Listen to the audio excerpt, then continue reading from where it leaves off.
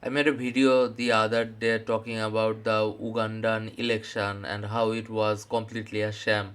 Turns out more African countries are doing the same thing. Military leader Doumbouya, sworn in as Guinea's president. He was the one who took over the country after a military takeover in 2021. And look at all the details. He received 86.7% of the vote. No sham election will see less than 70% vote. Like all the sham elections, all the rigged elections will always see vote 70% or like 80%.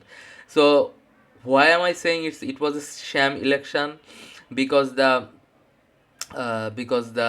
oppositions were in exile and they called for boycott as well. If we read this para, he initially pledged not to run for president after seizing power, but his most prominent opponents remained in exile, with the opposition calling for a boycott of the poll. So this trend continues. This trend continues. We are seeing a huge dip in democracy all around the world. This is called democratic backsliding, and that's not stopping anytime soon, especially in third world countries like Guinea or Uganda. Uganda also had a sham election, as I said.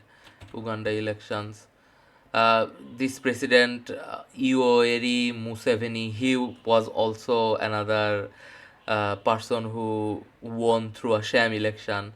This is something that's happening very frequently all across the world. See, he also secured more than 70% of votes. Anyone who secured more than 70% of vote, you can say for certain that that was kind of a sham election, because usually you don't see like even voter turnout to be more than 60% in most of the election. In these elections, the voter turnouts are like 100%, and they get like fucking millions of votes, like 80% of the vote. This asshole is like 81 years old. Why is he still running a fucking country? He should be like 6 feet underground by now. Bobby Wine. There was massive ballot stuffing. Yeah, there was massive ballot stuffing. This guy obviously did a lot of uh, sh- vote rigging as well. That's what they all do. That's what all these uh, dictators do. Heads of state from Rwanda, Gambia, Senegal, and other African countries joined the event, as did vice presidents of China, Nigeria, Ghana, and Equatorial Guinea, as well as officials from France and the United States. I mean, no one even cares anymore, especially if it's a third world country. If it's a third world country, then nobody really gives a shit if it's like not following democratic rules. Like who cares if Guinea has democracy or not? All they care about is the flow of natural resources. If that's flowing well from these third world countries to the first world countries, they don't care. Democracy is just a fucking obstacle to them. A general who led neighboring Mali since a military took over in 2020 was also in attendance. Yeah, like the entire continent of Africa is undergoing a huge democratic backsliding. That's happening all around the world, but especially in Africa. Like a lot of military dictatorships have taken power, even in democratic countries. Countries that had some sort of democracy are seeing these assholes taking power. During 4 years in power, the military dissolved state institutions and suspended the constitution. So, of course, they did. As it negotiated with the regional bodies, including the Economic Community of West African States, over a return to democratic civilian government. Yeah. Has cracked down on civil liberties. Of course, it did. That's what all these tyrannical dictators do. Banned protests and targeted political opponents during his time as a leader.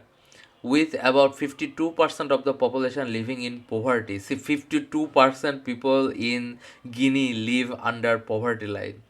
He has promised to tap the country's vast natural resources, especially countries that have like a lot of natural resources. These are the countries that suffer the most because they cannot properly manage their resources, and all the bad companies from the first world countries, like all the evil corporations, evil oil corporations and diamond corporations and gold corporations, come in and take their natural resources, iron corporations, whatever natural resources they have, they can never utilize it properly. I tell you that much. As well as the world's largest bauxite reserve. What the fuck is bauxite? Oh, aluminium. Aluminium is made from bauxite. So yeah, another sham election in Uganda.